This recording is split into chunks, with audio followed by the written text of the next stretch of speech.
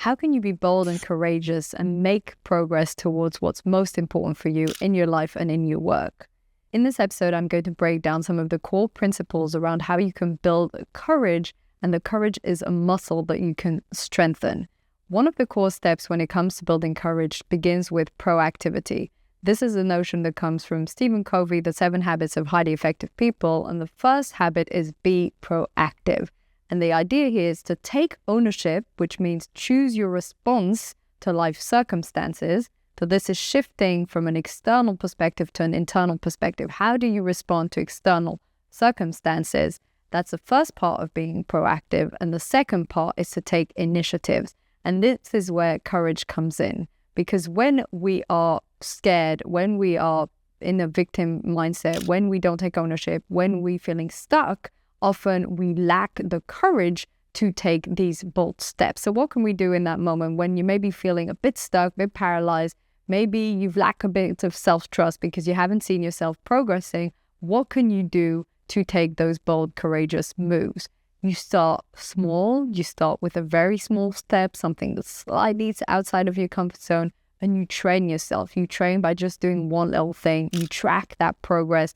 I did a previous episode on confidence. Confidence and courage go hand in hand. If you have the courage to take those scary actions, you build that confidence. And once you've built that confidence, you have more courage to take bolder actions. And once you take bolder actions, you build more confidence. And it's a virtuous circle. On the other hand, if you don't take that action, even though you told yourself you would, this erodes your self-trust, it erodes your confidence, and then it goes down. And then you have less confidence, and then you dare less to take bold actions, and it just goes down. So it can go up or it can go down based on if you're nurturing this idea of taking bold actions in your life and in your work. So starting very, very small. And if it's something that you're still feeling stuck with, then having an accountability person in your life, having a coach or mentor, someone to support you, because it's perfectly natural if it's something you've never done before, or if it's something that's really outside your comfort zone, that you might need some support along the way. Courageous doesn't mean doing it alone. Courageous means doing it.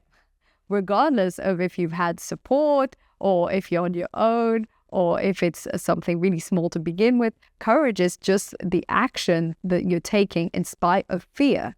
Courage comes from mastery of fear, not absence of it. So it's not because there's no fear, but it's because you're able to master that fear and in spite of it still take action, that it shows that you're courageous. And courage is that muscle. It's something that because you've done it once and because you do it twice and 3 times and 4 times, you start to believe it's possible and you start to develop that habit. It's a muscle and it's a habit. You start to develop that habit of taking action even though you are afraid. And that's where you grow your courage. Because if every single time you have that one voice in your head that scares and says, no, I don't think we should do that, and you have the other courageous voice in your head saying, yes, but this is important, and I think it can make a difference, let's do it. The more often you listen to that second voice, the more often you grow your courage. The easier it is for you to grow your courage because you're training your brain to constantly doing what's slightly uncomfortable, but what's aligned with your values, with your principles, with what feels right.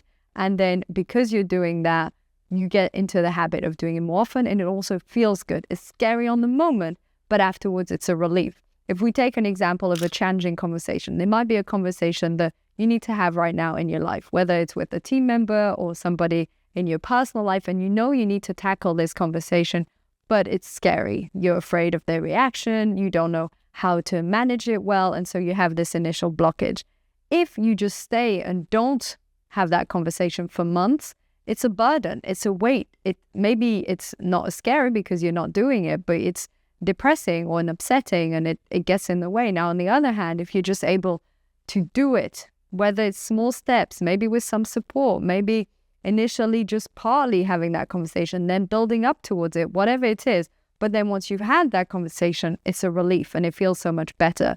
And therefore, the more often you take these actions that are outside your comfort zone, even though they're scary and sometimes they can be absolutely terrifying, but if it's aligned and you know that this is with your values and it's something that's important, then when you do it, you feel joy and you feel relief and you feel a sense of satisfaction. And then you can get hooked to that. So you get hooked to that feeling of, oh, I did something hard and it worked out. And I did something hard and I was able to push through. And I did something hard and I showed up for myself or for other people. And I was able to stand up for myself. And then as you do that, you build up that sense of self-esteem and self-trust. And then you get hooked to being courageous because it actually feels great. And you release dopamine and great neurochemicals in your body when you take courageous actions. So it's really just about training your brain. The more often you take those actions, even though they're uncomfortable, even though they're scary, the more you develop the muscle of courage. And after a while, it's just a no-brainer. You know that this is what you're going to do. You're going to take that courageous leap. You're going to reach out to that person. You're going to go on the stage and give that talk. You're going to apply for that job. You're going to have that challenging conversation because you've trained yourself to always show up in that way, even though it's challenging and even though it's hard. I hope this resonates with you. If you have comments, questions, please share in the comments below. I read every single one and answer them myself. I love to hear what are your thoughts, what are your tips, what has helped you to be more courageous and take more bold moves in your life. If you're new, my name is Katie. I work as a high performance and conscious leadership coach, speaker, and podcast host. If you're new to the channel, please subscribe and give it a like or a 5-star review if it's on Spotify and Apple Podcasts. Thank you so much for tuning in and see you in the next episode.